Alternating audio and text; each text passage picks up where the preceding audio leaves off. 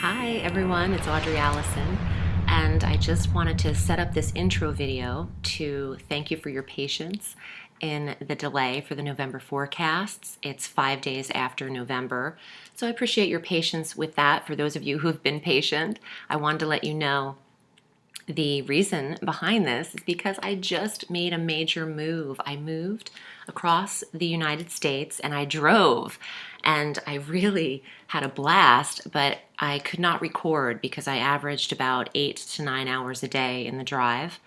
And it's very draining to record the videos. I needed to reserve a lot of my energy. And when I got to my loft in Jersey City, I didn't have Wi-Fi yet. I moved, so I have to handle some things in my own life, and I appreciate your patience. Right now, I'm still setting things up in the loft. So I'm at my mother's house, the house I was born and raised in several decades ago. But what I love about the timing of this is I didn't realize I would be recording here. And what I love about this room is I always get a lot of energy when I'm home in this house. This is the room my father passed away in, and I always feel the presence of him here and as well as other family members, but I feel like it's going to be something special. So I really appreciate the patience with getting these up. In my new space, it'll be more conducive to recording, a little more professional, and a lot more quiet and clear and clean energy is in this loft. So I'm excited to have more time and the right space to record in. My older property in Los Angeles was starting to get very invaded with lack of privacy in the area, and I was surrounded by a lot of energy that wasn't working for me anymore as a reader. And that'll change. You know, I lived in that place for 14 years, quite a long time, and it just I can't really explain it. I know I needed a change, and this is exactly where I needed to be. So, on to your forecasts. Again, thank you for your patience, and I'm wishing you a beautiful month. And the next video you see will be shot from my new place. So I'm excited about that too. This whole transition is exciting for me. Okay, on to the forecasts, and I'll see you soon. Hi, Gemmy. My name is Audrey Alison. Thank you for joining me for your November 2016 forecast for the month. I hope you watched the intro section why I explained, as I explained why I couldn't get the readings out a little earlier. I just got back from a drive across the country, and I learned so much in that trip, and I am actually really glad I did that because I'm going to use all that I obtained in that trip spiritually and psychically for all of my clients. But anyway, check out the intro. I'm reading in a room that's very important to me, and I want to thank you again for your patience. I'm using the Alchemical deck by Robert M. Place, my steadfast deck, and I'm excited about this month for you. The first transit I actually wanted to talk about isn't until the 9th, so we have a minute here. Just a minute to spare. On the 9th of November, Mars, the planet of energy and stamina and aggression and fast tempo, is moving into the sign of Aquarius. This works for you, Gemmy. You're an air sign, and this is your brother, sister air sign, Aquarius. So, Mars is in the 9th house of belief systems, foreign travel, foreign education, higher education, politics, law, philosophies, and religion. Mars being a lot of energy here could see the desire to travel and go the distance, go to a foreign location, do something new and exciting, which is also Mars. When Mars does enter this sign, he's here for 60 days, and he won't be back into this sector for 2 years. He will trine Jupiter in Libra, where Libra is stationed for you, Gem, in the perfect place, the 5th house of fun and expansion of leisure and pleasure and creative endeavors, and the abundance in your entrepreneurial endeavors in the 5th house. Also, pregnancy, Jupiter in the 5th, is literally expanding the fertile sector. So Gemini has to protect themselves if they're not wanting to get pregnant. But with Mars in the 9th trining Jupiter in the 5th, talk about a fun trip. This is a harmonious aspect, a trine. And the playfulness that's around Gemini right now is exuberant because of Jupiter, the jovial planet himself, Santa Claus, sitting in the 5th house of fun. And with Mars in the 9th, you have all this stamina to experience foreign locations and foreign people and just to absorb them like a sponge. So I love this energy, and it's here for 60 days. So for the remainder of the year, you have Mars in this 9th house. So take advantage of that, Gemmy.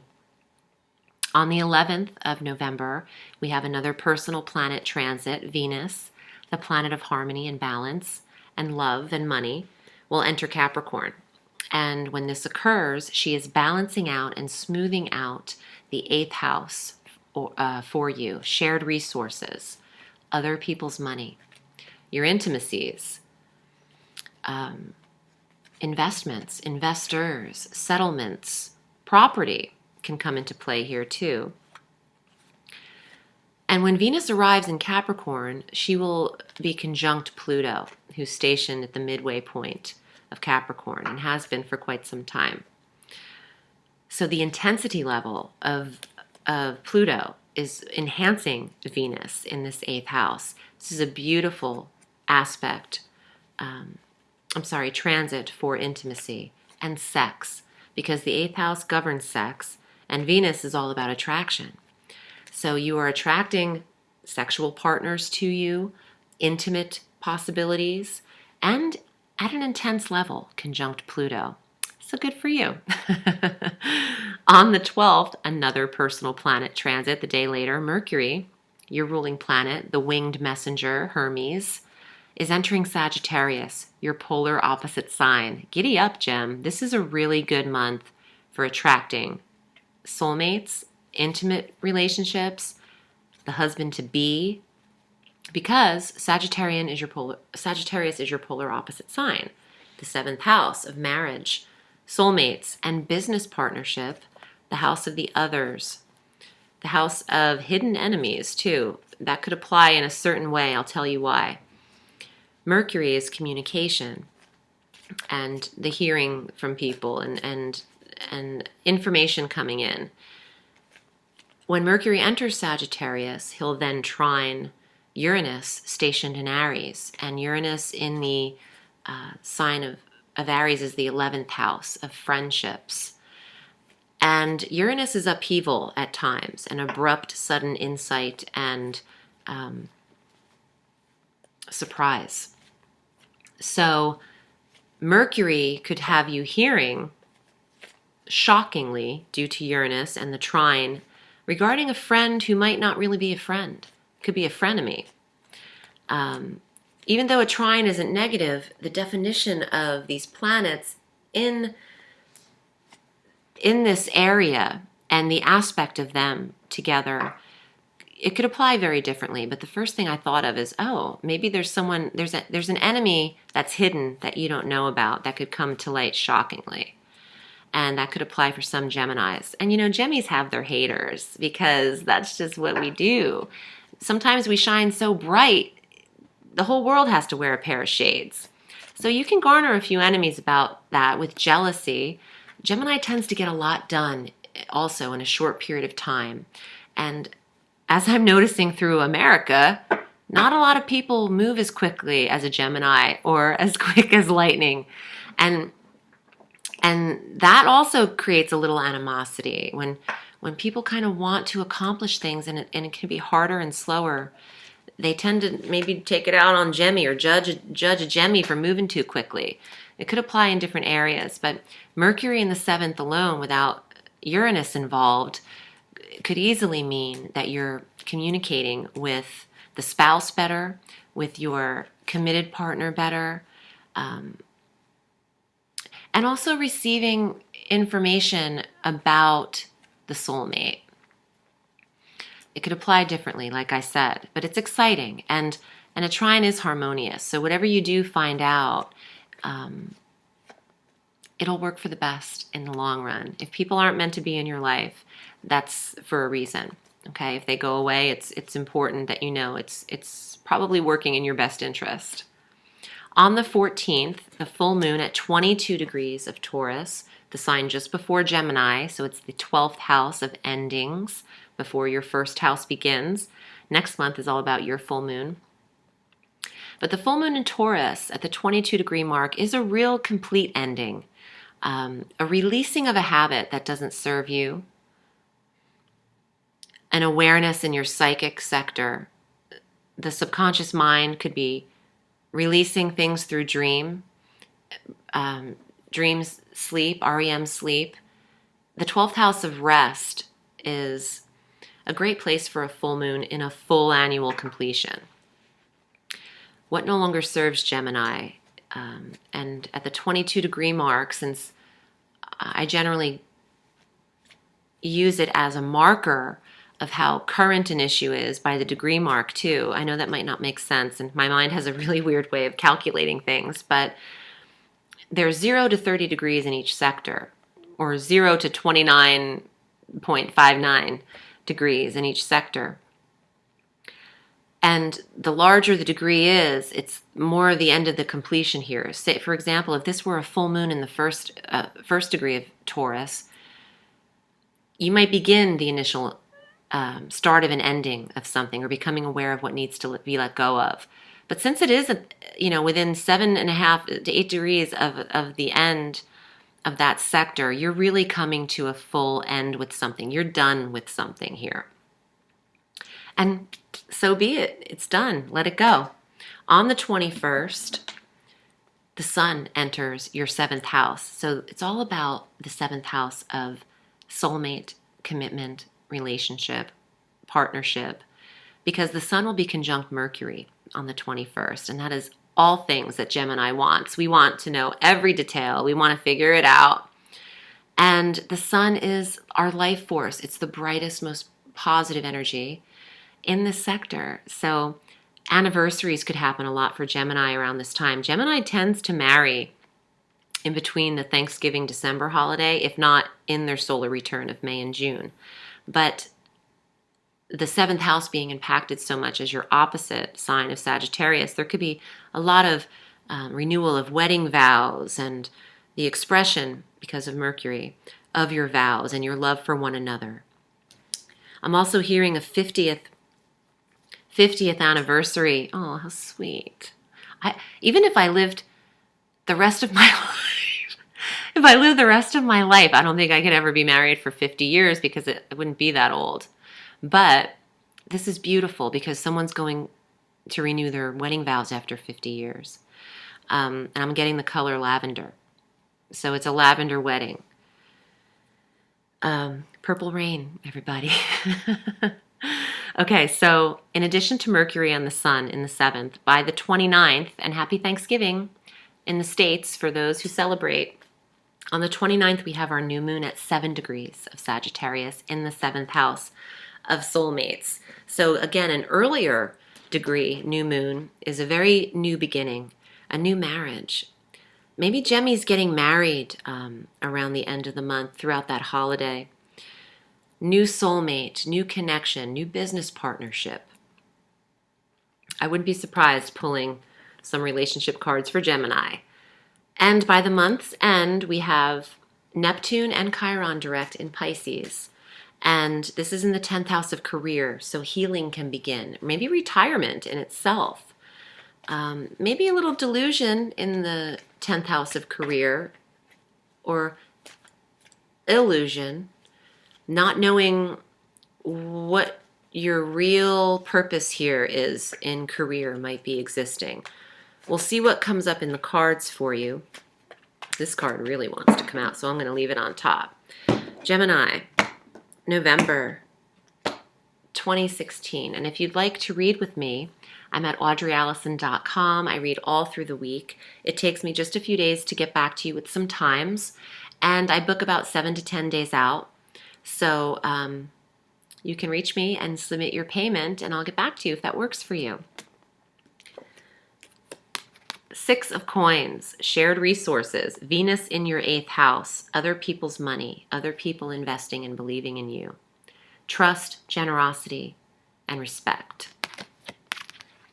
Let's see what else comes up. Temperance, the card of Sagittarius, where Mercury, the sun, and our new moon. There's a balance here. There's a moderation with temperance. But the path leads to the sun. And the sun is in Sagittarius. Ooh, I have the chills. I love it when it makes sense, at least to me, in my mind. And as an empath, I'm a messenger. I'm delivering this. All in sweet due time, Gemmy.